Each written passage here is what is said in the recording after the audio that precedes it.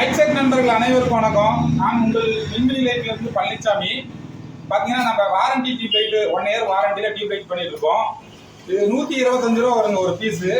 இதை நீங்கள் தமிழ்நாடு முழுவதும் எங்கே இருந்தாலும் சாம்பிள் வாங்கி பார்க்கலாம். நம்ம இப்போ சாம்பிள் பண்ணிட்டு இருக்கிறோம்.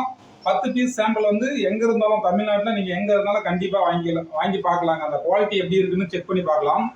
வாரண்டி டியூப் லைட் இருக்குது, நான் வாரண்டி டியூப் லைட் இருக்குது. இதில் 5 பீஸ் அதில் 5 பீஸ் கூட நீங்கள் வாங்கி பார்க்கலாம்.